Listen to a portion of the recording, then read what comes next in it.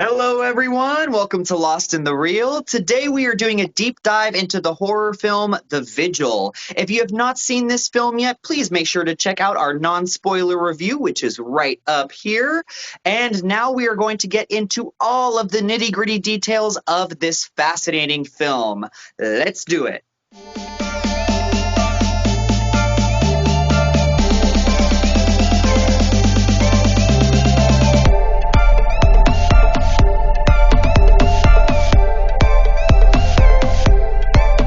So yeah, let's just dive right in. Let's start with talking about what the Mazak actually is. Apparently, and this is just a Google search, so take it with a grain of rice.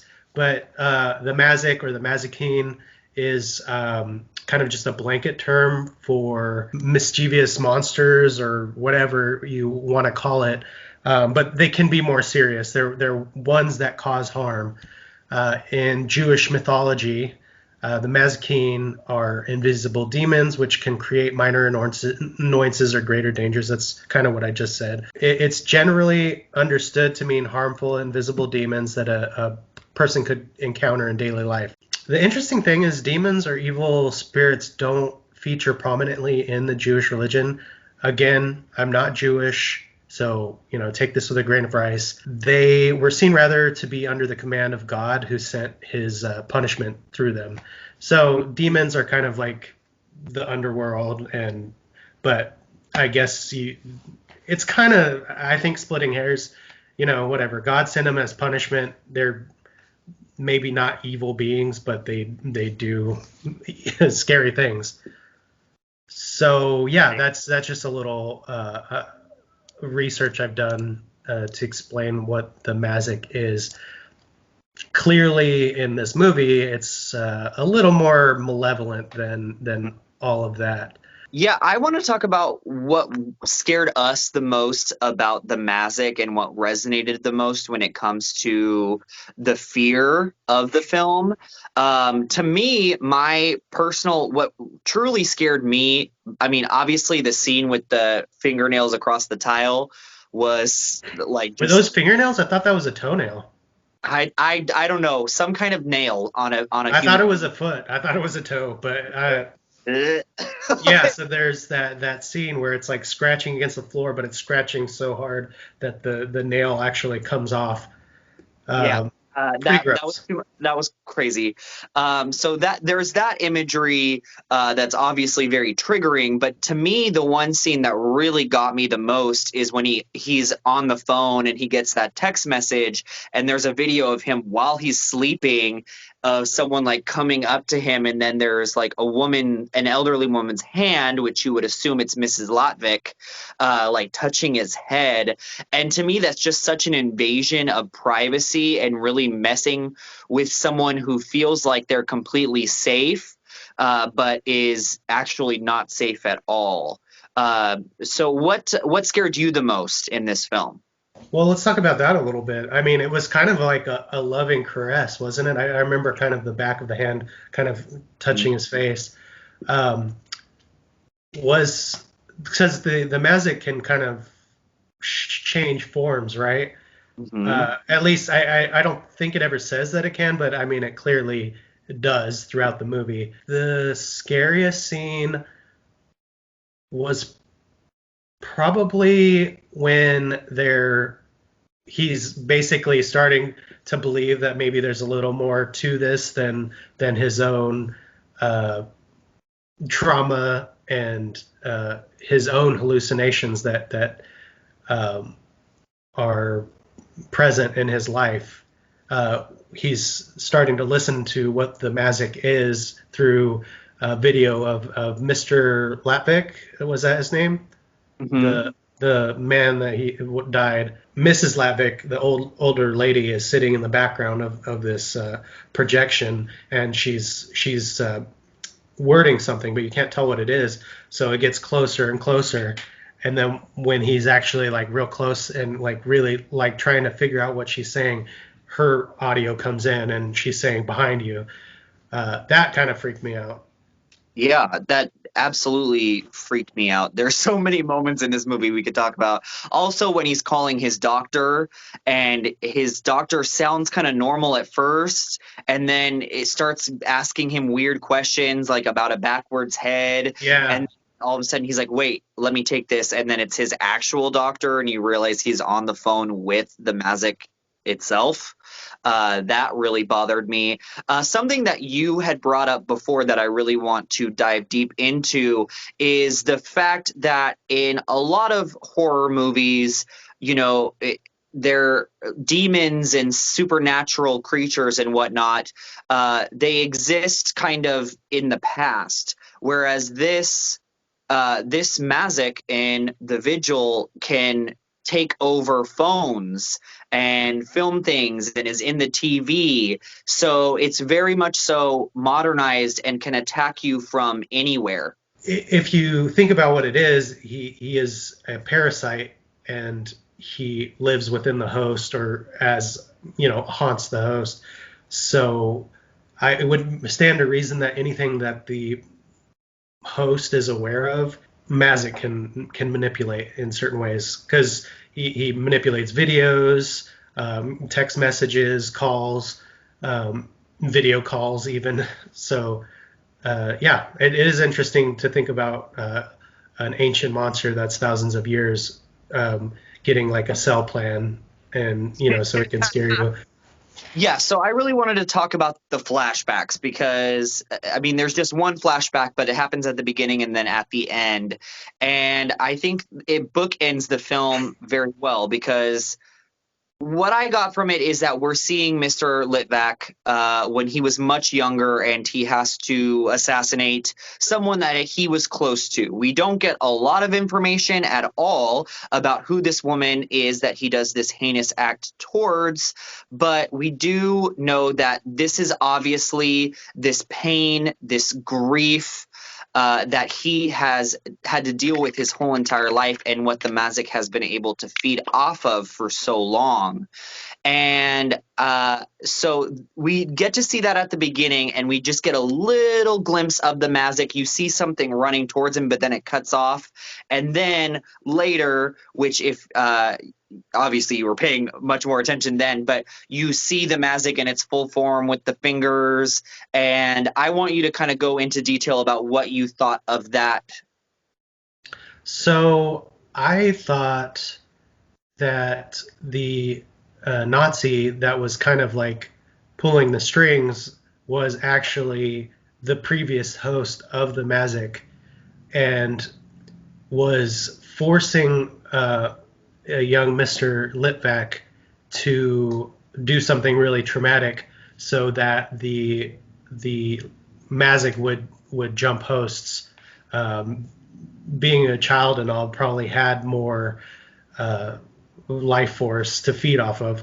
But I think that's kind of what you could tell was happening, because it was the Nazi was who was behind him, forcing him to pull the trigger. But then you see his hands kind of wrap around the young Mr. Litvak, and his fingers are all like grotesque and long. That's what I think was happening. I don't think it was, as Mr. Litvak had kind of alluded to, was something that he had like stumbled upon. It was, I think, forced upon him. Mm. That definitely is what it seems like, and from what I got from it, definitely that the Mazak was already there as inside of that Nazi man, and the Nazi was his host. And then I think the Mazak needs its host to pass it on to somebody else once the Mazak has done most of its feeding.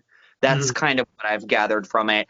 And I think you have a really good point there that at that time, Mr. Litvak was much younger, and we see how long the Mazak had been feeding on him into old age.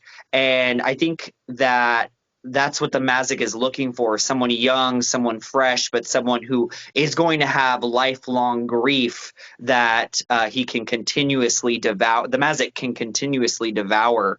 And that's obviously what leads the Mazak to our lead character Jakob, because he's young, he has a boatload of grief that he really hasn't been able to deal with. So that's why he's the perfect host for this Mazak. That does bring us to our final point of like what actually happened in the ending, right? Yes. So maybe since it really didn't have a host anymore, it was free to leave the house and go find whoever.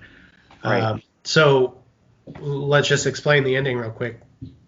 So he burns the Mazak's true face, which is the way to like stop the host transfer. And he as Yakov's leaving the house, some Orthodox Jews come into the house while he's leaving, and they're all garbed in black. As he's leaving, it kind of is focused on his face as he's leaving, but behind him you see something come out of the house that's all black, but it's completely out of focus, so you can't really tell who or what it is. It could have been one of the people coming in. Obviously, this was done on purpose to make you wonder if the Mazak, it was the Mazak, and the Mazak is going the same direction as Yakov was going. So it's kind of like, oh, is this the end? But it's done in a much more tasteful way, Yes. where it's not like so in your face, like a hand coming out of the grave, and then it's like the end, question mark, dun dun dun. It's not like that. It's just like it kind of leaves you to your own devices, which I liked. Yeah, I in my review I said I think that the ending is beautifully ambiguous because it is done so tastefully. I think that's a great word for it. I I want to go back just a little bit to get to where we're talking about the ending when Jakob is like he's almost like he's holding his dead brother and kind of coming to terms with everything that happened and that he's finally apologizing to his brother. You can't see him because he's under a sheet, but he's basically letting go of all of that guilt that he didn't do anything because he was too scared and he let fear take hold of him in that moment. And I think when he was able to do that, I think that's when he was able to let go of his grief and the Mazak didn't have anything to hold on to anymore. So it couldn't go back into Mr. Latvik because he's dead. And it can't go into the host that it was trying to take hold of, which was Jakob, because he was able to mostly let go of his grief. So now it's free to roam around and do what it will. So if that was the Mazak leaving the house because it doesn't have a host anymore, do you think that Jakob, because he didn't go to the synagogue, because do you think that has to do with the fact that the Mazak is possibly able to go free and follow him around until it finds another host? Well, there's a couple of different things you can take from it. So if he had actually moved on, then which we all, I mean, come on, let's be honest, that takes time. That you don't just like even have one crazy event and have completely let go of it. Right. But if he did, the Mazak's not following him anymore because it can't feed off of something that without trauma. So if that is what we're taking from it, it's just free to go. It's going to go look for something else. It does look like it's following him though. And since Latvik isn't really the host anymore, that he could leave the house, and so could the Mazak. Him leaving and then the Mazak following him, to me, is like the Mazak's just going to keep following him and waiting to see if he slips up, to see if anything else happens, because he's not completely fully healed yet. Because like you said, one night is never going to completely heal a person. So that's just a thought. I honestly am starting to think now that I don't think that it's following him Let's because, let's explore that. well, because yeah, it doesn't. He wasn't completely cured of his trauma, but he was actually starting to make those steps, and every day that the Mazak can't, worm his way in is less likely that he will the next day, because once you start taking those steps, that's the beginning of being healed of those traumas. Is Mhm. once you can let go of that trauma, that's when you start to move on. So, you know, And it's I do almost like think, if Jakob has started his journey of healing, then he's not worth being a host for the Mazak, because the Mazak's gonna keep getting weaker and weaker as Jakob is getting stronger and healing. So maybe the Mazak is just like, peace out, like I need to find somebody else. So now it's free in the world, because obviously there's millions of other people in the world who hold on to their grief, and we all do. So maybe the Mazak is just free now to go feed off of some random person. yeah, and I think that's really just kind of, maybe the ending is less ambiguous than we originally thought.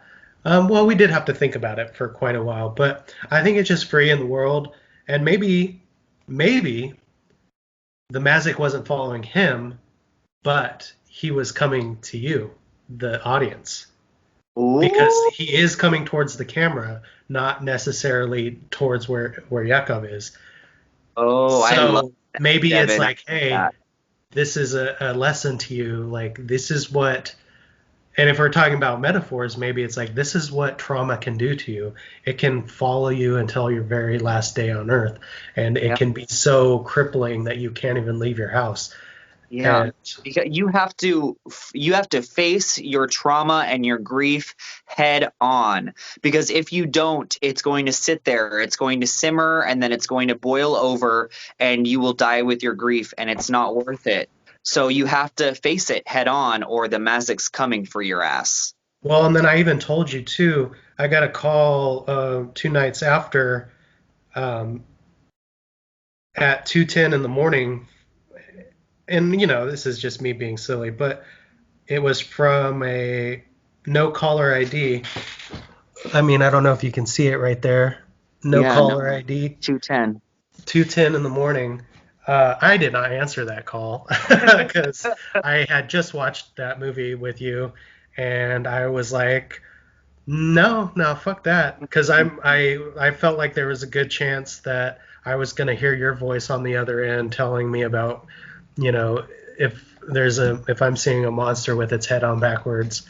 And Yeah. so yeah, that's so maybe, yeah, maybe it was coming towards me. Who knows? Thank you so much, guys, for watching Lost in the Reel. Hope you enjoyed our explanation video. And if you've seen The Vigil, please sound off in the comments down below. Let us know your thoughts on this film. We'd love to have a deeper conversation with you about it and what the ending meant to you.